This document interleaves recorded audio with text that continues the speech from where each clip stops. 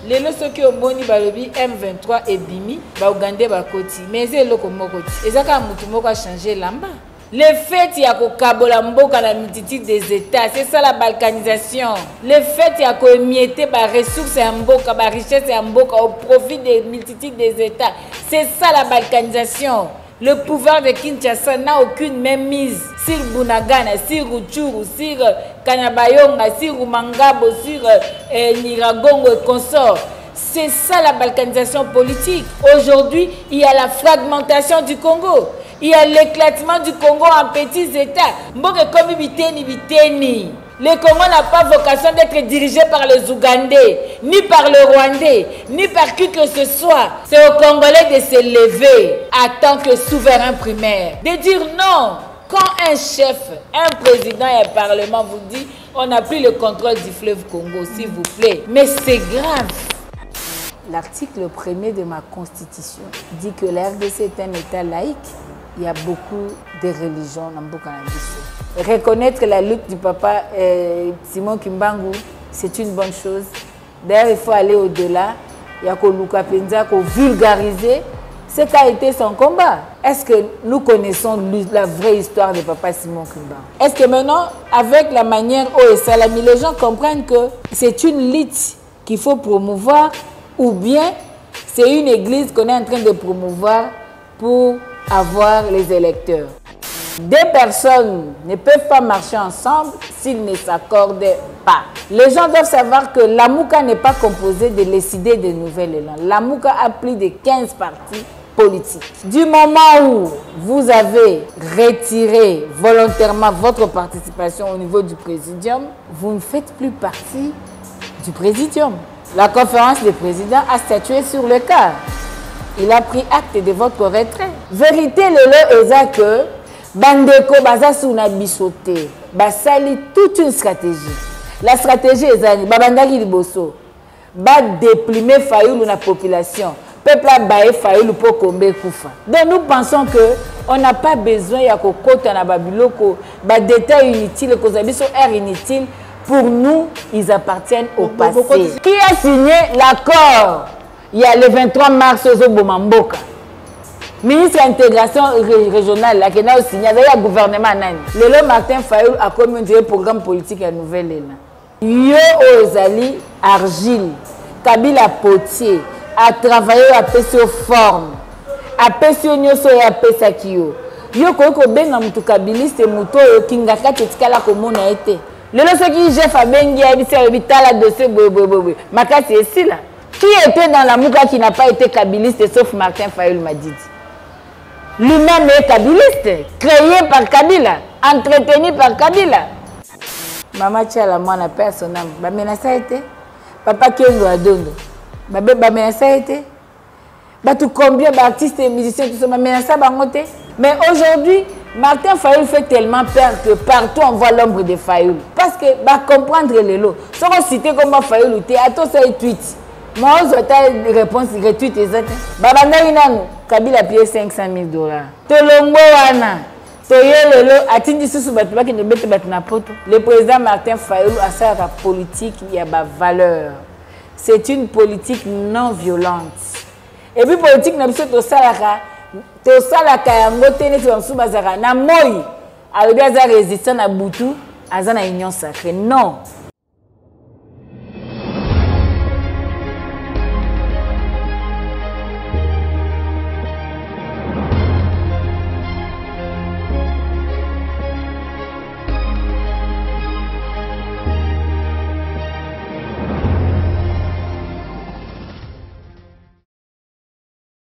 Et c'est un peu de Bozali et Belé, Bandeko Balandi a plus clair télévision, la chaîne de vérité, Mbote Nabino Mipagnon sur Joami Bino, Bandeko Balandi, émission Vérité de tous côtés, émission Outoua Rosolo la Mami Matalimbo Canabiso, République démocratique du Congo, situation sécuritaire, politique, sociale, Pemaignon, Somazali ko touché, Bomoya Congolais, ou Yazwami na Kati, Penalibanda Yamboka, voilà pourquoi mon colon Moalelo, Tozali Nesengo, Yakoyamba Pona Bino, mon Amboka Chantal Moboni, Wazali Bongo, Moko Yabaï Lamouka, Azali Bongo chargé à communication, porte-parole, Yamon Amboka Martin Fayoulou Madidi, et Longonaye, Nde Tokosolo matali mboka na biso République démocratique du Congo. Sans plus tarder, na pesi mato domingi na yo Joël Gonago, chasseur d'image Joël Missima caméra, prompt rétablissement na cordo pe mafuku pe matono na yo Paul Ayombe. Mwana mboka Chantal Moboni, mbote na yo.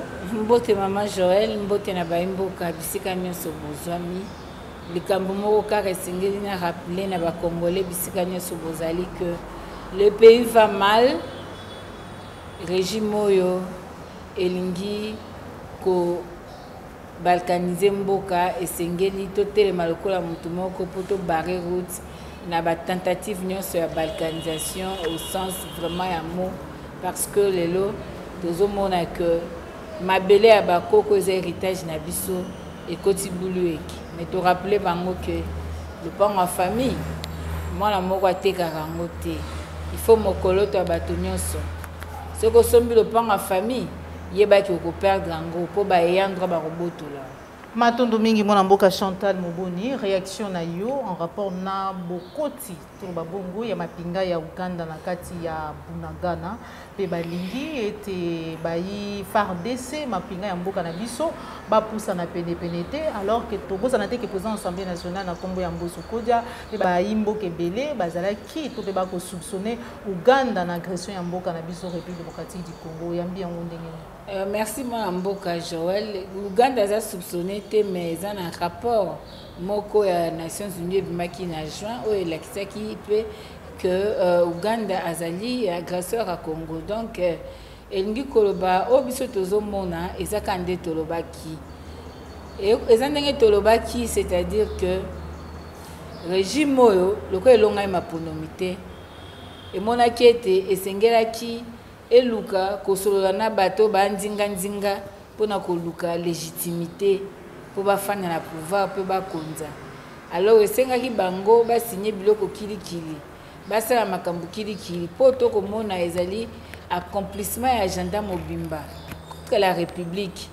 Comment on peut imaginer Uganda abomi batu na Congo na Kisangani elongo na Rwanda toyebi guerre 6 jours na Kisangani na répétaka yango chaque jour.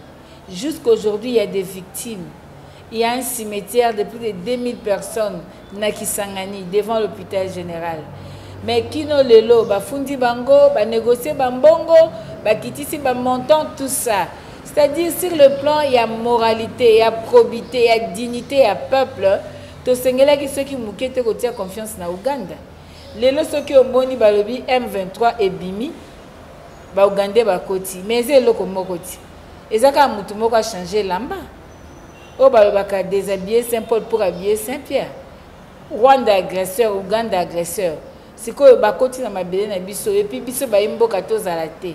Mipaya baye epai na yo bangonde ba gérer ba sa nyonso yo mboko za analyse ko tala te.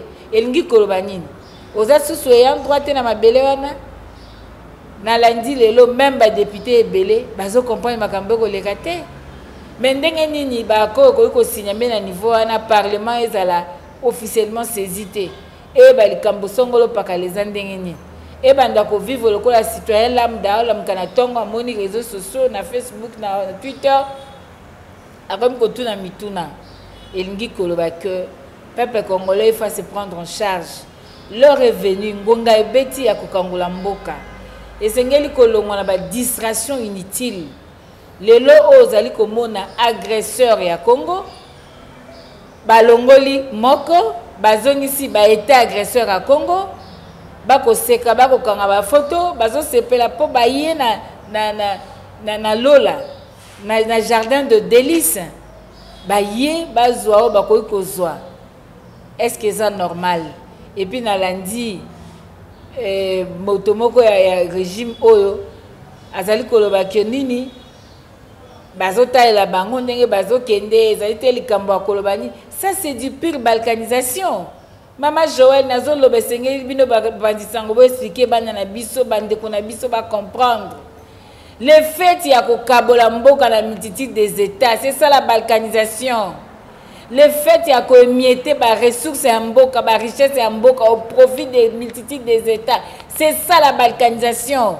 Le fait qu'aujourd'hui le pouvoir de Kinshasa n'a aucune mainmise sur Bunagana, sur Rutshuru, sur Kanyabayonga, sur Mangabo, sur Niragongo et consorts. C'est ça la balkanisation politique. Bolingi lisusu nini, Mboka eza kotiola. Le pays est en danger. Le pays est entre les mains des étrangers. Comment biso toko fanda na esengo na kimia, toko lia toko mela toko sala ba feti pendant que Mboka ezali kokende. Biso toza ba africain. Héritage na biso eza mabele. Donc fatia le baki arabi to bunda su pona ba mabele mike mike te po toko za mabele minene, inutile bunda pona mabele mike. Non.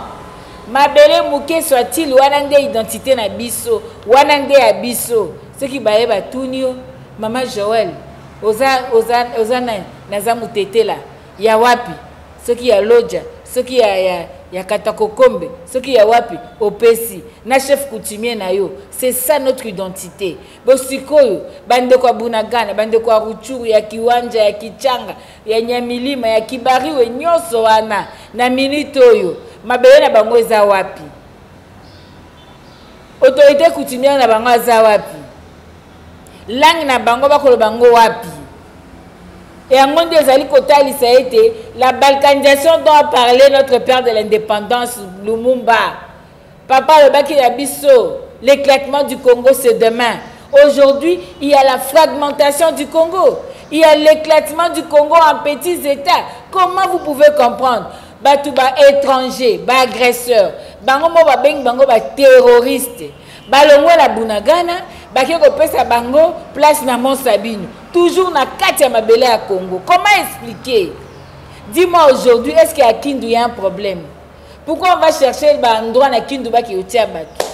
Est-ce que là-bas il y a un problème? Non. Peuple congolais sengela fungola misu.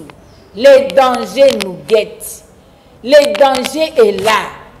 Il est temps de se lever comme un peuple pour na koloba non à la balkanisation, pour na koboya yango. Nebi ke ba congolais ba lingaka likamba ko kabola Congo te. Yelelo oyo Congo est comme biteni. Loko yembaka défunte Marie Missa mon père son âme. Mboke comme biteni. Bato ba violé, bato ba déplacé, bato ba souffrir, bato ba zo kufa butu na moi. Makila bato comme le quoi maya komela toko ko bakara boye au peuple ninyo toko fanda ka kimia toko tikela kaka bato ndambo tumba yango ngonge koki conformément à l'article 63 Congolais sikano sozali lève-toi, il est temps de défendre l'intégrité du territoire national, il est temps de défendre le Congo. Le Congo n'a pas vocation d'être dirigé par les Ougandais, ni par le Rwandais, ni par qui que ce soit. Le Congo est un pays souverain. C'est un pays souverain. Congo a la droit et dignité en tant que peuple, en tant qu'État, en tant qu'une nation. Ngonga ekoki bana mana mama. Et si kanyo sobozali, la mère patrie Congo. Et si kanyo sozali, tu dois faire quelque chose pour le Congo. Tu dois mobiliser les gens pour le Congo, pour défendre le Congo. Il faut défendre le Congo. Ce n'est pas les Ougandais de Baopesa Kimia au Congo. Ce n'est pas le Rwandais. C'est aux Congolais de se lever en tant que souverain primaire. De dire non. De dire non. Quand un chef, un président et un parlement vous dit on n'a plus le contrôle du fleuve Congo, s'il vous plaît. Mais c'est grave. Congolais, c'est le mot Tounaé, maintenant qui contrôle le fleuve Congo. Nous, on n'a pas mandaté les gens, il y a côté qu'à Congo, il y a côté qu'à Maya Congo, il y a côté qu'à Mabele à Congo. Donc, il est temps, s'il vous plaît, il est temps. Papa, maman, Elenge Mobalito Mwasi, Bunde Lamboka, ce qui était lobby, Ezamolili. Ce qui était lobby ezali molili matondo mingi mona mboka Chantal Moboni na banza été au lundi déjà lolenge nini par ordonnance présidentielle date ya le 6 avril et ezali bongo désormais férié dans la République démocratique du Congo mais kasi ezali journée ya combat ya Tata Simon Kimbangu pe ya combat africain oyambia ngone. OK, merci maman Joël.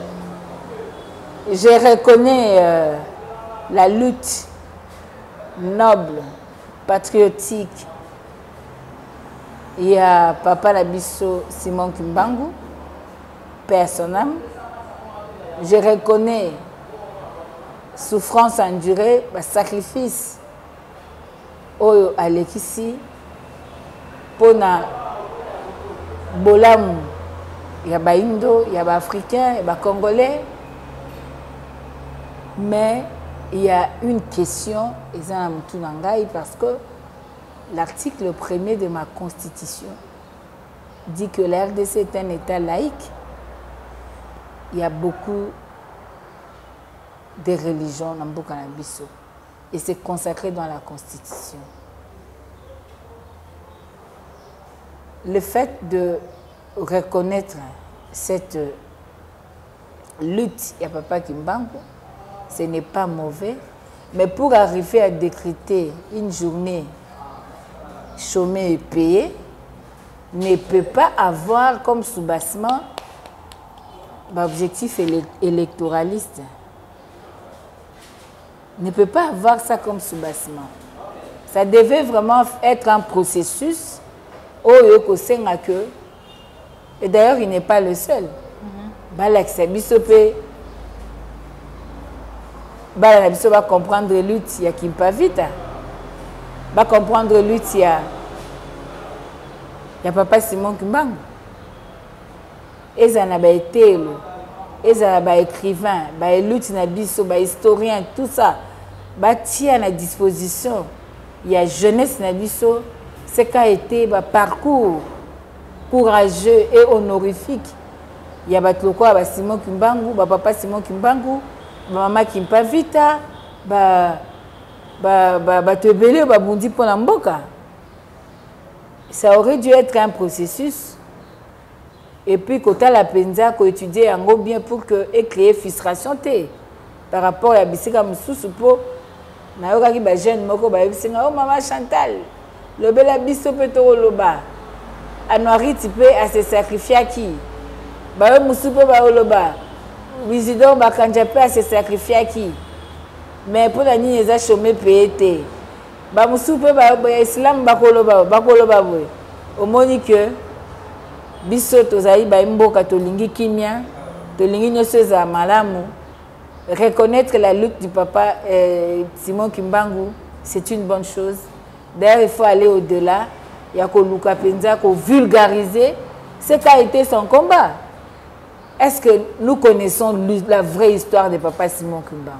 Parce qu'aujourd'hui, quand on parle jour à lutte à Simon Kimbangu, il y a papa Simon Kimbangu, les gens confondent que c'est l'église kimbanguiste, journée moko a férié chômé. Est-ce qu'il va se comprendre que au-delà, parce que lui, il a mené une lutte. Bato ba simanaende ba komi ko bandimi lutte na yepe ba créer au bango ba créer. Mais il y a une lutte quelque part qui doit être valorisée. Est-ce que maintenant, avec la manière où Salami, les gens comprennent que c'est une lutte qu'il faut promouvoir ou bien c'est une église qu'on est en train de promouvoir pour avoir les électeurs? Vous comprenez? Donc, il y aurait dû qu'on approche Moussoussou pour amener tous les gens, tout le monde à comprendre la quintessence de la reconnaissance il y a papa Simon Kimbangu. Donc, en bref, nous reconnaissons la lutte. C'est une valeur pour la nation. Ce qu'on a bamboka Moussoussou, au même l'université Simon Kimbangu, au même que Pessi Limemia Makasi, mais il aurait fallu qu'on approche Moko Oyo et qu'on permette Batou de comprendre facilement ce qui pourrait être fait que Batou cause la compréhension erronée, parce qu'aujourd'hui, pendant une année électorale, les gens pensent que Ezali pour intérêt, il y a une élection. Maintenant, Domingue Mboka Chantal Moboni, tout solo la Lamuka. Vous allez moko ya ba communicateur ya Lamuka, porte-parole ya mwana Mboka Martin Fayulu Matidi. Na banza ete tolanda ki elongo na ba kolanda biso communiqué ya mwana Mboka Martin Fayulu, toye kolanda pe point de presse à bandeko ya Nouvelle Élan. Au jour d'aujourd'hui, que pouvons-nous retenir de Lamuka? Parce que quelque part, peut-être qui était bandeko, ba sengi débat, nanga munabino, débat presque égalité. Il faut bongo et ça la mabongona mon amboka Adolphe Mouzito alors que secrétaire général il y a parti naïe andimi naïe ko ça la débat de l'autre côté on dirait boboy. Bon, merci maman Joël. Oui, moi je suis une femme. Hein? Je suis une femme. J'ai décidé de faire la politique autrement.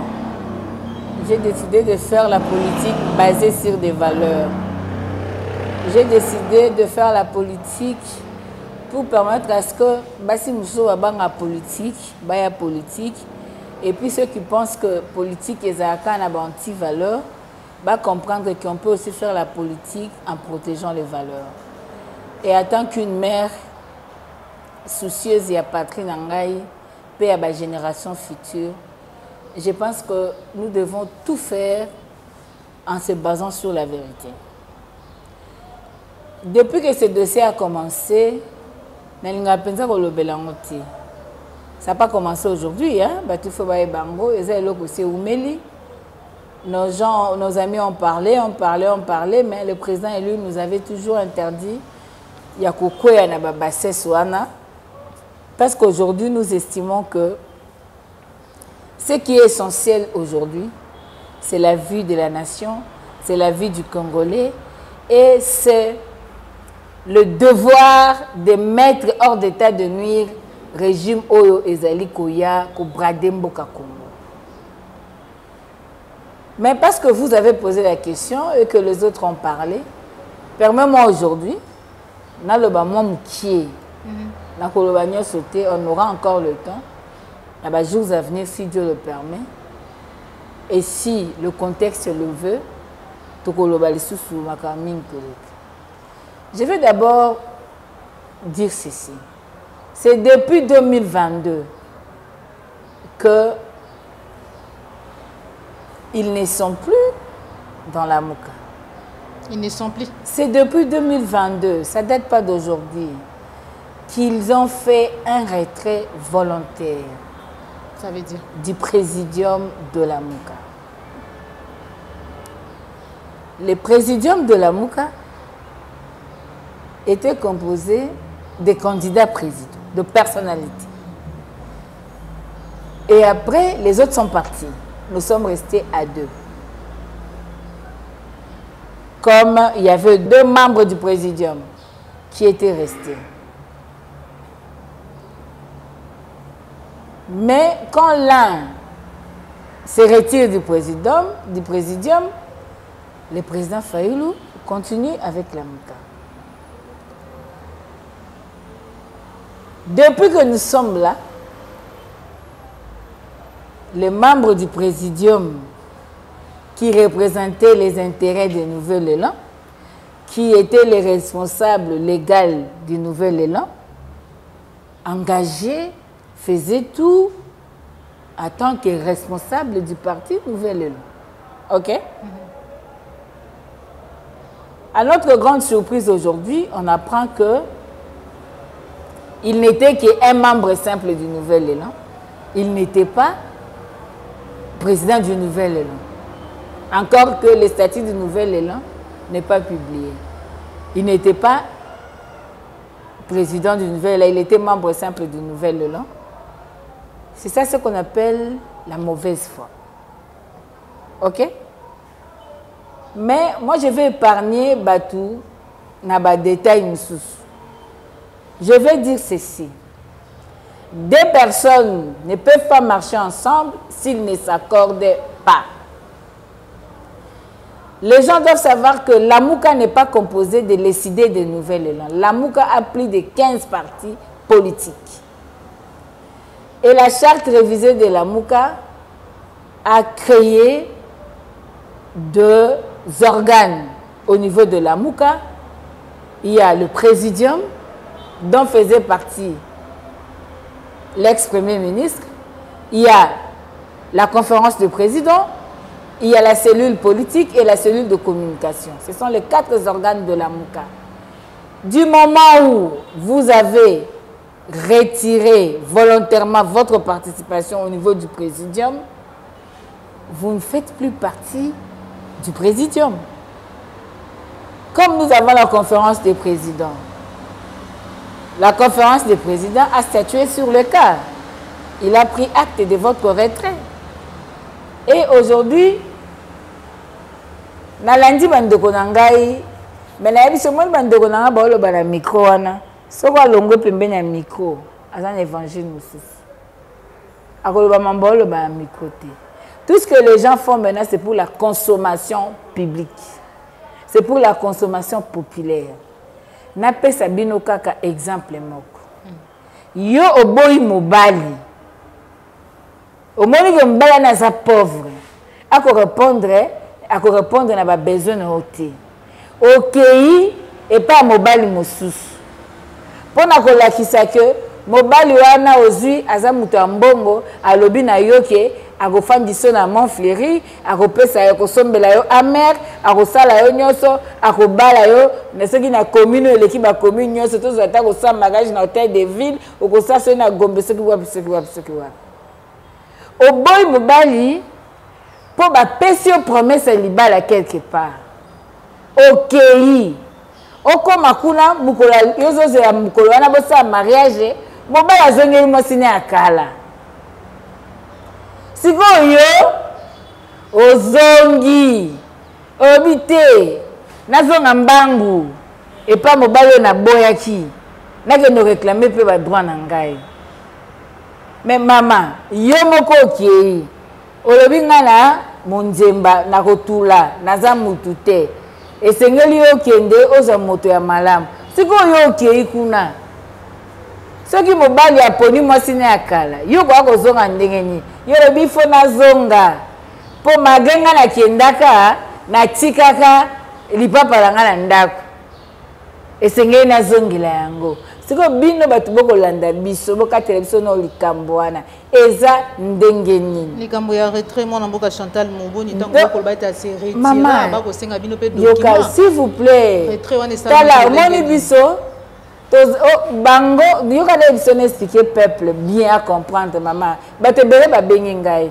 même en comme ça diaspora ba intérêt un peu bazo maman Chantal loba maman yo loba ka vérité non loba vérité lelo eza que bandeko baza suna bisoté vérité lelo eza que batu nyonso ba comprendre que na mboko vérité désigne ça kaka 1 mois 2 mois 3 mois mais vérité désigne ekangi batu na muku a 5 ans mandezo sila eza pokoso président Fayulu azaka ka au top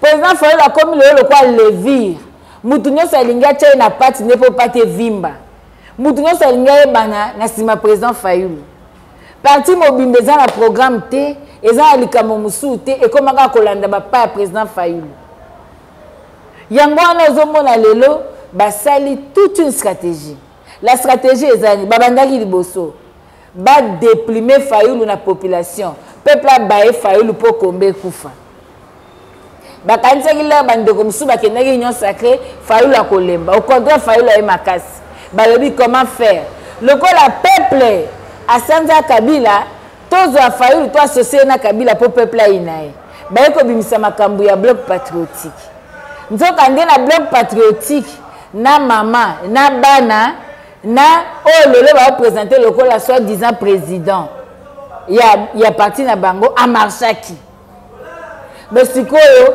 yo imaginer na yo ozali argile Kabila potier a travaillé à pesio forme a pesio nyoso ya pesa kiyo yo ko benga mutu kabiliste muto yo kingaka tetikala komona ete muto yo Kabila tikala ta ko serrer le boko te c'est de la mauvaise foi babandi ba campagne médiatique ba keina ba chaîne na ba intérieur kuna babandi koloba Martin Fayulu asali wenge na ye Martin Fayulu balobi ba yoka réponse à commandant du peuple te ba yoka ba réponse à maman Chantal te ba yoka réponse à batute ba kokika te bango moko ceux nzambe ceux qui Satan côté les bango ba se retirer bango mo ba kiei côté ba kendaki ba monike ba réciter ba côté submission à confusion maman wana eza distraction biso pardon maman naza kopesa wana esalamaki ndenge nini parce que bango bayi baseretiraki te bino bayi baseretiraki nabi na biso nga na osala politique des valeurs tant président Fayulu aloba ba député bazora $21,000 ba baki nini azokosa alakisa et ça qui fait de sourate quand le président Fayulu dit quelque chose aloba kango pambate basali retrait ye moko asali retrait ozasi na présidium te est-ce que biso photo fanda yo yebisanga siko lelo yo olingi oloba ozaka président ya nouvelle élan te osalaki retrait esengelaki motu mosusu nde aya pendant ntango azwaki oyoyaki kofilme ntango azwaka coordination ya lamuka oyo ti le 22 octobre azwaki na avril ti le 22 octobre tango adirigeaki lamuka adirigeaki en qualité de qui parce que ce qui y a le bisco qui azalaki na responsable aza membre simple na nouvelle élan adirigeaki ndeni donc on est na ba détail wana te quand on veut plus de son chien on l'accuse de rage problème wana ezali on ne peut plus marcher ensemble parce que toi na vision mon côté toza na makanisi moko te nous sommes des résistants bango bakomi ba opposants républicains totambola ndenge nini imaginez président Fayulu aloba biso toza na résistance tozwa palissade te président Fayulu aloba nani biso ba député biso bakota na parlement bazwa salaire à parlement bango bakoti parlement te bazwa salaire et puis balobi na batiki bazwa ngo na cour toza ba valeur moko te c'est question de principe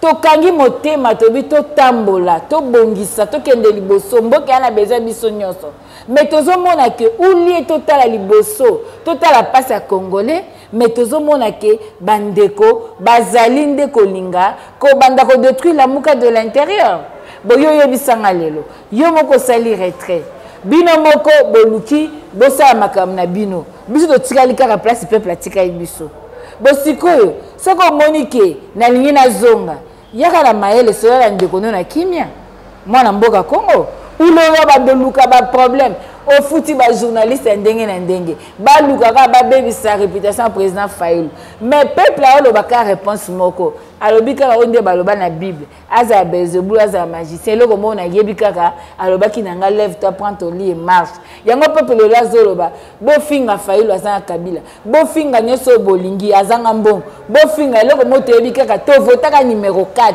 et aujourd'hui comment tu peux pas parler de la Muka sans Fayulu? La Muka c'est Fayulu. Fayulu pas comme individu, mais Fayulu comme symbole à victoire à peuple congolais. Et jusqu'aujourd'hui, le peuple s'identifie en lui. Kobeta Masolo, la Muka ezalaka. Tozan à la Muka plateforme électorale le lotin. Tozan à la Muka plateforme politique. Tozan à la Muka président Fayulu le Laza candidat commun de l'opposition. C'est un président légitimement élu. Et le que ça bande qu'on a biso ezali que pour na bango il faut tout tamblane bango ba olinga o même na opposition républicaine tous en opposition républicaine te et c'est tozali na rassemblement tozali na papa Etienne Tshisekedi nous tous on était là parce que papa Etienne Tshisekedi azali numéro 9 na biso so tozo soutenir elite kende liboso mais to kende te na to kende na lamuka to tika moto peuple azo s'identifier na kati na ye to kende ko gumba mela moto passer neza kilo lelo soki chef abengi abisi abitala dossier boy makasi esila non biso to ça lit mère to ça la litité pour battu basakana nango moi je suis très jalouse de cette lutte très jalouse parce que to souffrir na lito ba sacrifice belé jusqu'à être atteinte d'intégrité physique na biso on n'a pas droit à jouer avec ça nous là moi maman Chantal j'étais là. On a parlé avec lui. Mais tout ce qui a dans la décision, tu as forcé été. Et puis, Seigneur, nous sommes tous leaders, mais un seul a été élu. Le président élu a encore. Et ça, tu se comprendre, tu t'embousses, tu es bosso. Bon, tu fais la mouka bolingité. Est-ce que biso to tika la mouka ba réduire on a deux parties nouvelles là na décidé non. la mouka est à 15 parties. Comment tu vas travailler la mouka est à 2 parties? Non. Donc nous pensons que on n'a pas besoin de kokota na babiloko, ba détails inutiles, que ça air inutile. Pour nous, ils appartiennent au passé. Pourquoi tu na la mouka batu sengela ki ba kota te? Neti nani ya kokota te. Mutu nini ya kota na mouka kokota te. Congolais nyoso aza frappé l'indignité te. Ceux qui a sali demande na la mouka, tozana na ba structure na biso ko étudier yango, bakotala. Comment bako se comporter face à telle ou telle autre personne. Yebisanga nanyo soko lobi na biso ke matata aye na lamuka matata za la lamuka te. Matata azali candidat président ya LGD à se rallier na côté ya contre régime oyo usurpateur aye comme la président élu azali na makanisi na ye au moment opportun soko lobi à l'alliance na biso ba structure ko étudier. Aujourd'hui ko balanga nani. Qui était dans la Mouka qui n'a pas été kabiliste sauf Martin Fayulu Madidi? Lui-même est kabiliste, créé par Kabila, entretenu par Kabila. Non, s'il vous plaît. Et c'est qu'il faut comprendre. Donc on ne peut pas. Ça c'est de la mauvaise foi. Vraiment, façon autobundje tumba toza ensemble, to yebi ba réalité et tumba. Yo koki koya au président Fayulu Kabila. Ça c'est donc c'est de la mauvaise foi ce qui n'a pas le bango bien, c'est de la mauvaise foi. Il a commis comme marché à marcher na bato Kabila pe ba marcher le mona ye tout moni ba fou. Na lobby être avec bato Kabila c'est là qui nani. Quand vous dites bato Kabila, est-ce qu'ils ont taxé les gens d'indignité nationale aujourd'hui?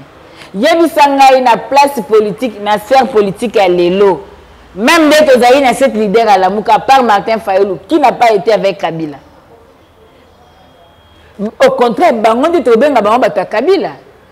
Parce que Kabila Moutou a sali Bango, a pesi Bango formé, a pesi Bango nyonso, a tché Bango na ba condition lelo, ba koyi côté le mape bazolo balambatu. C'est à eux d'être reconnaissants envers Kabila.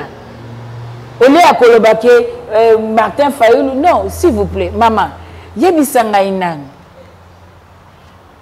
Tant que tu as le loto sa biloko nyo soto le bato Kabila bato boy nani oyo alobi ke mutu boya koko sa sous politique na Congo te arrêt ezali jugement ezali bataxe na indignité nationale tala la muka ndenge ezali lelo yebisanga bato Kabila bato bango ba estimer que bato Kabila bazana président bazabana to na alliance politique to alliance électorale na bato nini oya benga bango bato Kabila.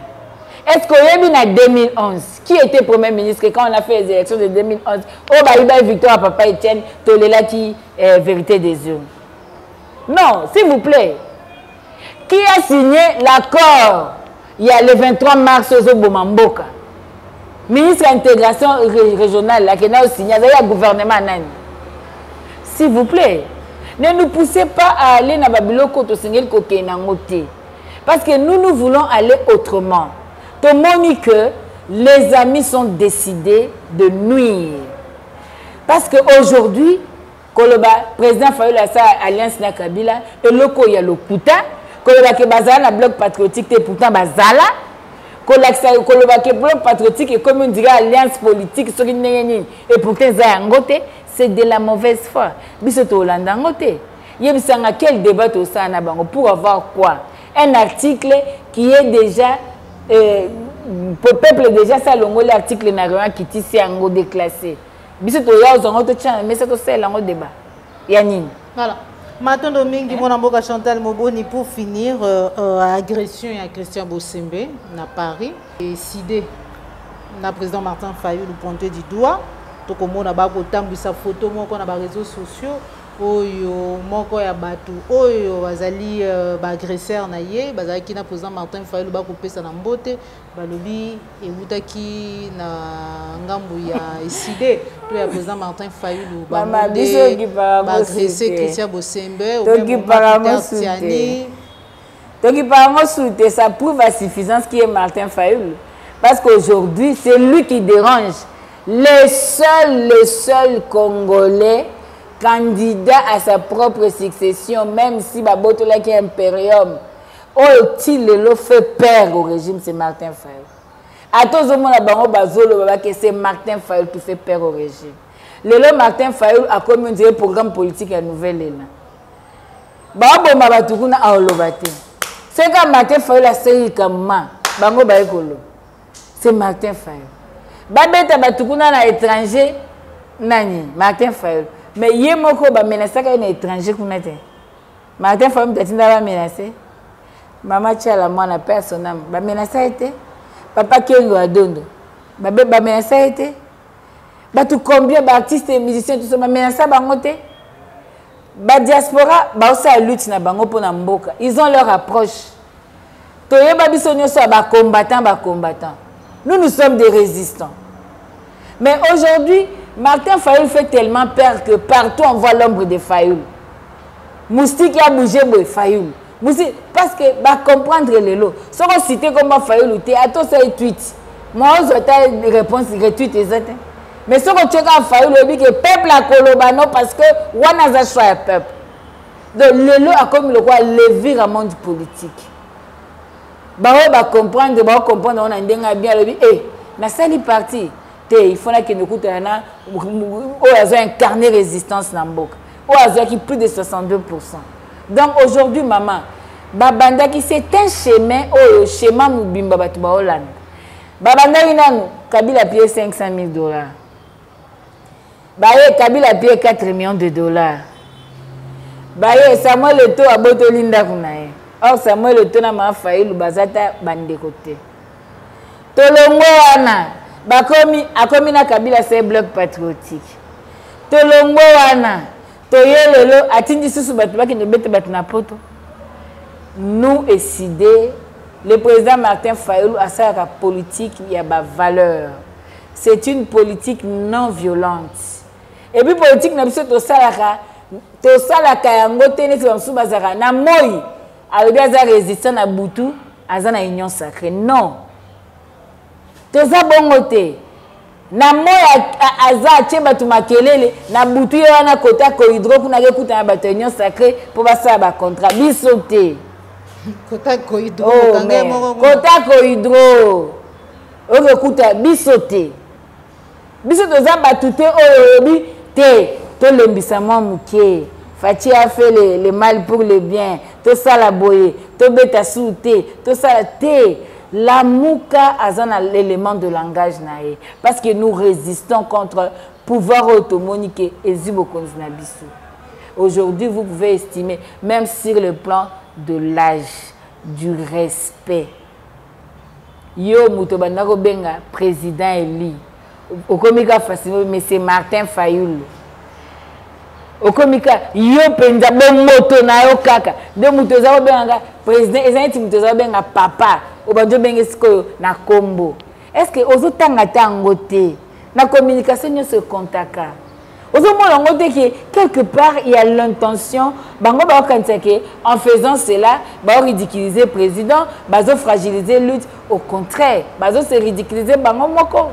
Tala commentaire ya ba émission na bien. Bo filmer ki ba conférence de tala ndé batu ba répondre. Bon mona la voix du peuple c'est la voix de Dieu. Oh le peuple a poni ba bundisaka été. Et c'est tout ça politique, il y a des valeurs.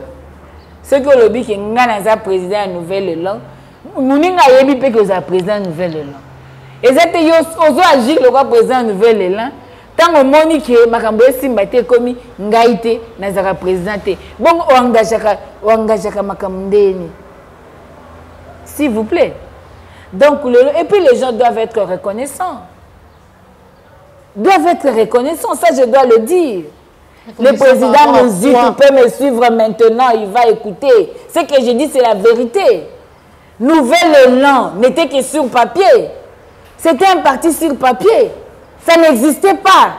Nouvelle-Élan a commencé à exister à partir de la lutte à Kamamila Martin Fayulu. Nous avons implanté parti. Non, s'il vous plaît. Il ne faut jamais que Bossana arbre et bombakio. Il ne faut jamais que Bossanango. Si le Congolais aujourd'hui, c'est parce que le président élu Azawana a accompagné lui, ta président, tu as accompagné Ango. Mais ce qui te zongi n'a passé, est-ce que lui peut critiquer Kabila? C'est lui qui a été l'exécutif de Kabila. C'est que Kabila sait qui a exécuté ça. Qui exécute le programme? Il y a le président de la République. N'est-ce pas le Premier ministre et chef du gouvernement avec son gouvernement? Non, s'il vous plaît. Faisons la politique autrement. Tant on a au cause c'est l'abattement. Au moins, il est logique que le président Fayoulou a eu un bon à 40 000. Est-ce qu'il y a un cas? Il y a l'Okuta. Or, le président Fayoulou a tiré un bon à Kimbuta. Le président Fayoulou a défait un bon repas Kimbuta, a foutu à la présence même, il y a Roger Ntingi, Jean-Jacques Moutouale. Et puis, les gens qui ont sorti ça, ils connaissent la vraie version. Mais il faut diaboliser Fayoulou. Parce que Fayoulou dérangeait le régime. Et aujourd'hui, l'Union sacrée a vu un instrument naïe. A tché bangoana lobi, yo moussa nezaraka.